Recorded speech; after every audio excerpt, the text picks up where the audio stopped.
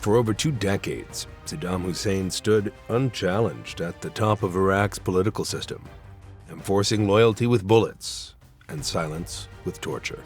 But beneath the surface, his empire of fear was rotting, and in 2003, the fall came hard. The world watched as his dictatorship crumbled.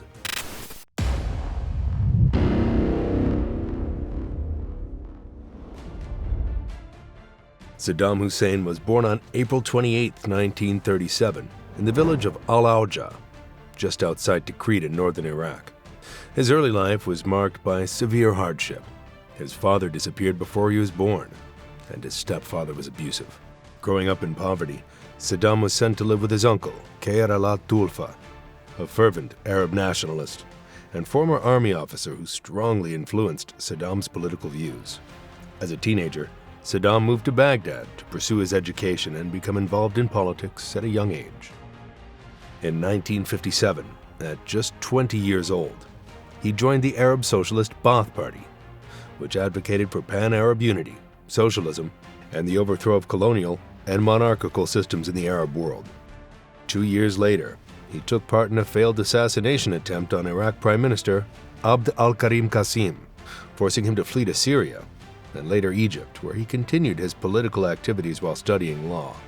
After returning to Iraq in the mid-1960s, Saddam was arrested for his Ba'athist activities, but managed to escape from prison in 1967 under mysterious circumstances. By 1968, the Ba'ath Party seized power in a coup, and Saddam, though not yet president, became one of the most powerful figures in the country. As deputy to President Ahmed Hassan al-Bakr, he took control of key government portfolios, including internal security and intelligence, and was instrumental in purging rivals and consolidating the party's control. Over the next decade, Saddam systematically built a cult of personality and strengthened his grip on the state. In July 1979, he forced al-Bakr to resign and assumed the presidency. Within days of taking office, he convened a party conference where he announced the discovery of a conspiracy and ordered the execution of several top officials. This brutal purge sent a clear message that dissent would not be tolerated and marked the beginning of Saddam's authoritarian rule. From that point on, he ruled Iraq with absolute authority, using fear, propaganda, and violence to crush any opposition. To maintain control, Saddam built one of the most extensive internal security networks in the Middle East. Multiple overlapping agencies, such as the Mukhabarat, Amn al-Qas, and Amn al-Am, were tasked with surveilling the population, rooting out dissent, and spreading fear. These agencies operated with almost complete impunity, often arresting people based on the slightest suspicion. Neighbors, co-workers, and even family members could be secret informants. Wiretaps, surveillance, and surprise raids became part of daily life.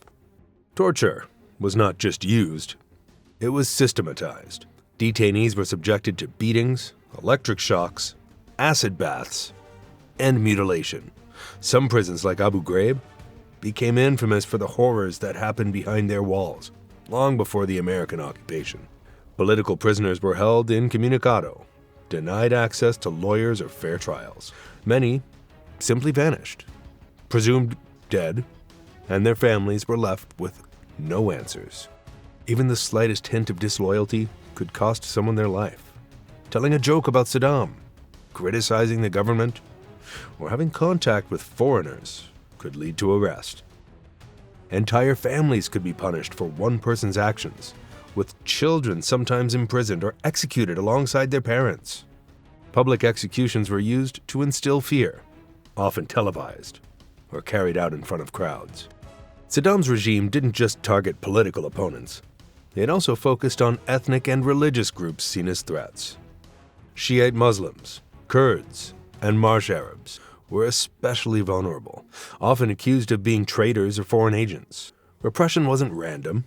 It was strategic and brutal, calculated to crush any potential challenge before it could begin. By the mid-1980s, Iraqis had learned that silence and obedience were often the only way to survive. With the opposition crushed at home, Saddam turned his eyes outward. In September 1980, he ordered a surprise invasion of Iran. Believing that the newly formed Islamic Republic, still reeling from the overthrow of the Shah, was weak and disorganized. He saw an opportunity to assert Iraq's dominance in the region and seize control of the disputed Shatt al-Arab waterway, a key strategic and economic point. But what he expected to be a quick and decisive campaign turned into a grueling 8-year conflict that devastated both nations. The Iran-Iraq War became one of the longest conventional wars of the 20th century, with front lines barely shifting for years. Saddam's forces faced fierce resistance from Iranian soldiers, including waves of young volunteers who were sent into battle with minimal training. As the war dragged on, the Iraqi regime grew increasingly desperate to gain an advantage. By the mid-1980s, Iraq began using chemical weapons on a large scale, despite being a signatory of the 1925 Geneva Protocol, which banned their use. Iraqi forces deployed mustard gas, taboon, and sarin gas against Iranian troops, often in large quantities. These weapons caused excruciating burns, suffocation, and long-term neurological damage. Many of the victims were young conscripts or civilians caught near the front line, including entire villages hit by gas shells. One of the most notorious incidents occurred during Operation Fowl in 1986, when Iraqi forces used massive chemical attacks to retake territory from Iran. In some battles, they combined chemical weapons with conventional artillery to create lethal kill zones. The use of poison gas gave Iraq a brutal edge and helped push Iranian forces back, but at a staggering human cost. Saddam's use of chemical weapons wasn't limited to the battlefield. The war served as a testing ground for methods later used against his own people, especially the Kurds. Despite widespread international condemnation and clear evidence of war crimes, Saddam faced little immediate consequence. Some Western governments, including the United States, quickly continued to support Iraq diplomatically and materially, viewing Saddam as a bulwark against the spread of Iranian-style revolution. By the war's end in 1988, nearly 1 million people had died, soldiers and civilians alike. Cities and oil fields were left in ruins, economically drained and socially fractured. Both countries emerged deeply scarred. But the worst was yet to come, this time not against a foreign enemy, but against his own people. From 1986 to 1989, Saddam Hussein unleashed one of the most brutal campaigns of internal repression in modern history, known as the Anfal campaign, named after a chapter in the Quran referring to the spoils of war. It was designed to crush Kurdish resistance in northern Iraq. Saddam's government accused Kurdish groups of collaborating with Iran during the Iran-Iraq War and used that as justification for a sweeping military operation targeting Kurdish civilians. The campaign was orchestrated by Saddam's cousin, Ali Hassan al-Majid, who became known as Chemical Ali for his ruthless attacks. Under his direction, Iraqi forces carried out systematic attacks on Kurdish villages. Entire communities were rounded up and transported to detention centers or execution sites. Villages were razed, farmland destroyed, and infrastructure was leveled to prevent people from returning.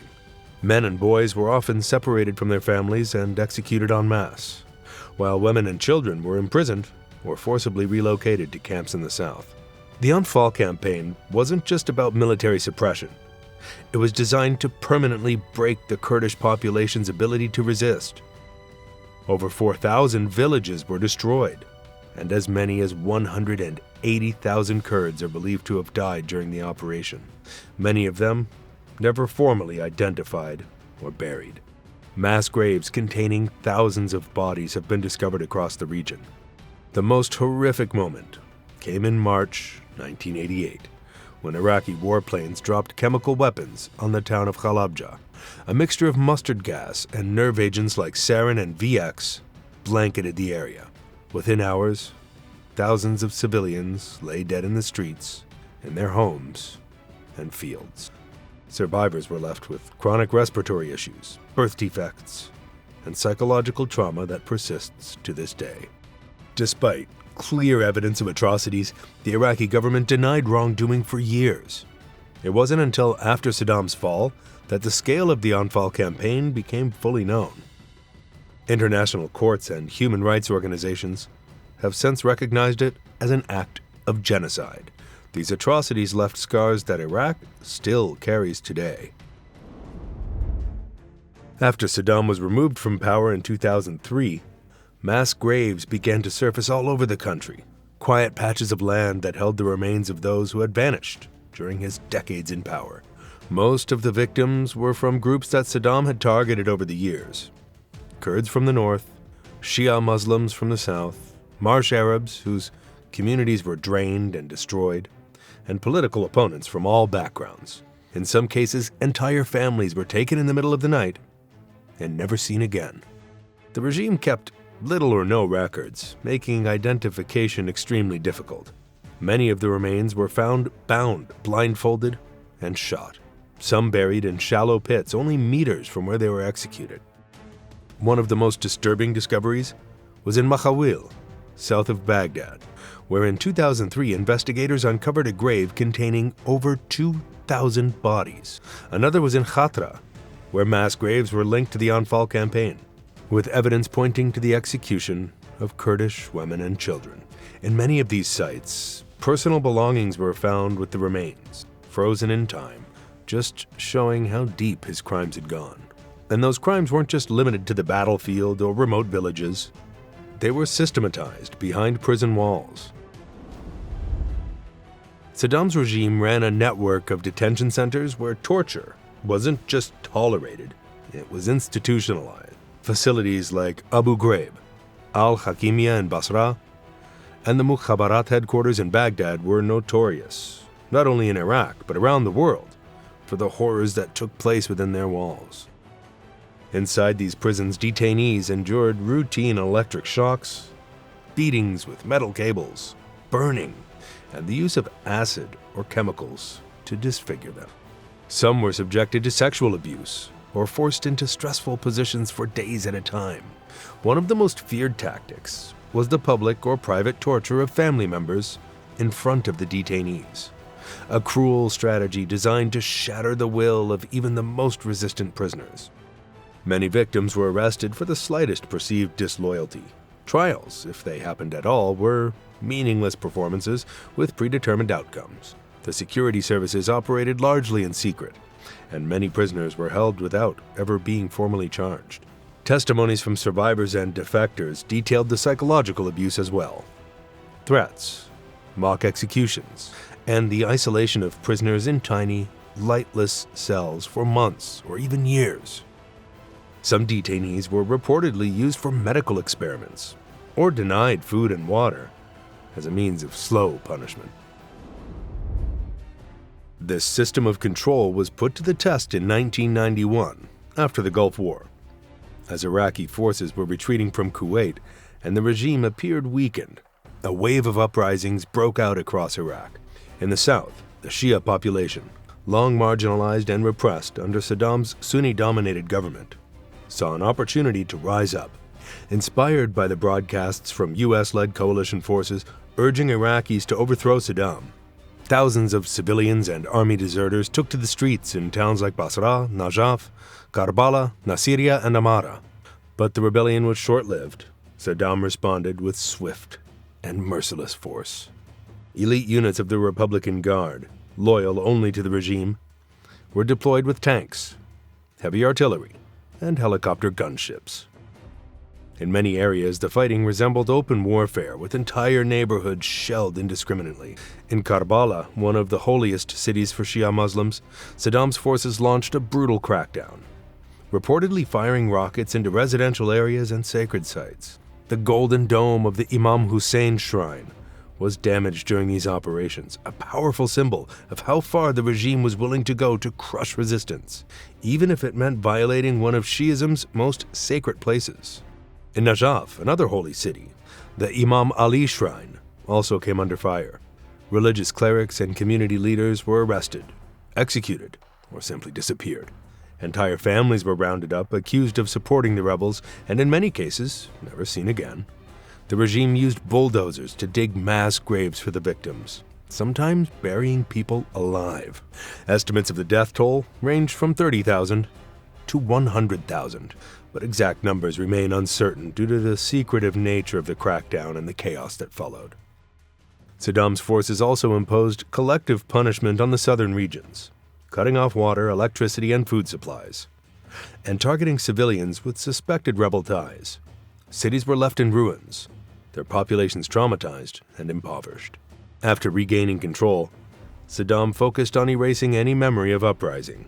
He ordered the reconstruction of damaged religious sites, but only under the supervision of the regime, with no acknowledgement of the atrocities committed. Surveillance in the south was intensified, and any sign of dissent was dealt with swiftly. While Iraq bled internally, the world responded to Saddam's aggression abroad. Following Iraq's invasion of Kuwait in August 1990, the United Nations swiftly imposed comprehensive economic sanctions aimed at forcing Saddam Hussein to withdraw. After the war ended in 1991, the sanctions remained in place to pressure Iraq into dismantling its weapons of mass destruction programs. However, instead of weakening the regime, the sanctions disproportionately affected the Iraqi population. The restrictions severely limited Iraq's ability to export oil, which was the backbone of its economy. With revenue streams cut off, the country's infrastructure began to deteriorate rapidly.